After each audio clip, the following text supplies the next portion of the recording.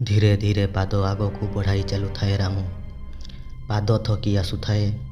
ଏପଟେ ଅଜଣା ରାସ୍ତାରେ ଗାଡ଼ି କି ବସ୍ଟିଏ ମଧ୍ୟ ନାହିଁ। କେମିତି ଘରକୁ ପହଞ୍ଚିବ ସେଇ କଥା ଭାବୁଥାଏ। ଟିକେ ଦୂରରୁ ତା ଆଖିକୁ ଗୋଟିଏ ଛୋଟିଆ କୁଡ଼ିଆଟେ ଦେଖାଗଲା। ଏତେ ନିର୍ଜନ ସ୍ଥାନରେ କୁଡ଼ିଆ କରି କିଏ ରହୁଛି? ଏମିତି କିଛି ତା ମନକୁ ପ୍ରଶ୍ନ ଆସୁଥାଏ। ତାକୁ ଯେମିତି ଅନୁଭବ ହେଲା କି କାନ୍ଧରେ କିଏ ଜଣେ ହାତ ପକାଇଲା ପରି।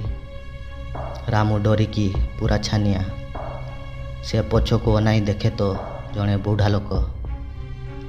ବୁଢ଼ା ଲୋକ ପଚାରିଲା, ଆରେ ବାପା, ତୁ ଏଇ ଅନ୍ଧାରିଆ ରାସ୍ତାରେ ଏକୁଟିଆ କ'ଣ କରୁଛୁ? ରାମୁ କହିଲା, କଥା କ'ଣ କି ମଉସା, ମୁଁ ଏଇ ପାଖ ସହରରେ କାମ କରେ। ଆଜି କାମ କରୁ କରୁ ଟିକିଏ ଡେରି ହେଇଗଲା ତ ସେଥିପାଇଁ ମୁଁ ଏବେ ଘରକୁ ଯାଉଛି। ବହୁତ ସମୟ ହେଲାଣି ବସ୍ କି ଗାଡ଼ି ଦିଶୁନାହିଁ, ସେଥିପାଇଁ ଚାଲିକି ଯିବାକୁ ପଡ଼ୁଛି। ବୁଢ଼ା ଲୋକ କହିଲା, ଆରେ ତୁ କ'ଣ ଜାଣିନୁ, ଏଠାରେ ରାତି ହେଲା ମାନେ ବିପଦ ହିଁ ବିପଦ। ରାମୁ କହିଲା, କାହିଁ କ'ଣ ହେଲା କି ମଉସା? ବୁଢ଼ା ଲୋକ, ଏଠାରେ ରାତି ହେଲା ମାନେ ବଡ଼ ବଡ଼ ପିଶାଚ ଘୁରି ବୁଲନ୍ତି। ତୁମେ ତାଙ୍କୁ ଦେଖିଲେ କିଛି ଅସୁବିଧା ନାହିଁ, କିନ୍ତୁ ସେ ତମକୁ ଯଦି ଦେଖିଦିଏ ମରିବାଟା ସୁନିଶ୍ଚିତ।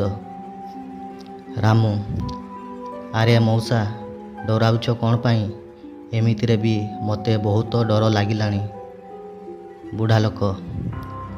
ରାମୁର କଥା ଶୁଣି ଲୋକଟି ହା ହା ହା କରି ହସି ଉଠେ। ରାମୁ,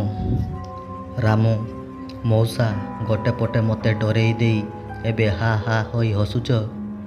ବୁଢ଼ା ଲୋକ ରାମୁକୁ ତା କୁଡ଼ିଆରେ ରହିବାକୁ କହିଲା।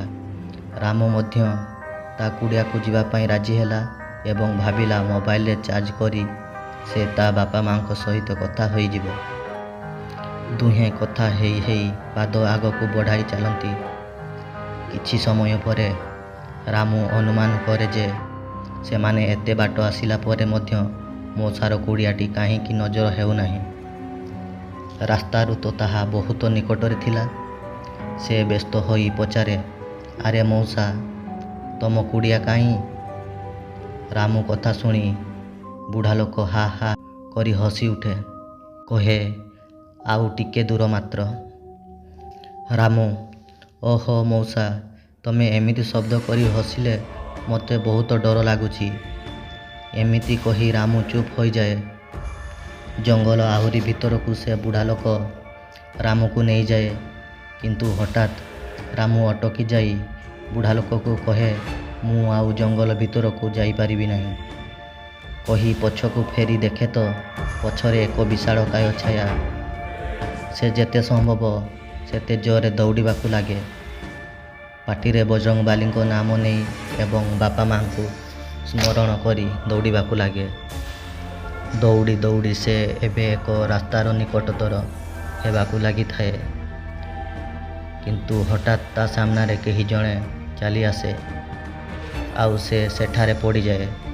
ରାମୁ ଆଖି ଖୋଲି ଦେଖିଲା ବେଳକୁ ସେ ଏକ ହସ୍ପିଟାଲରେ ଥାଏ। ତା ମୁଣ୍ଡ କିଛି କାମ କରୁନଥାଏ।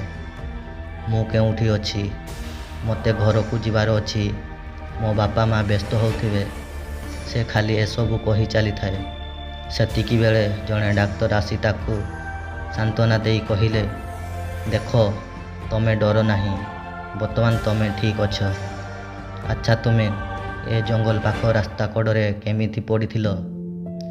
ଡାକ୍ତରଙ୍କ କଥା ଶୁଣି ରାମୁ କାନ୍ଦିବାକୁ ଲାଗେ ଏବଂ ସବୁ କଥା ଗୋଟି ଗୋଟି କରି କହିଲା କ'ଣ ତା ସହିତ ହୋଇଥିଲା।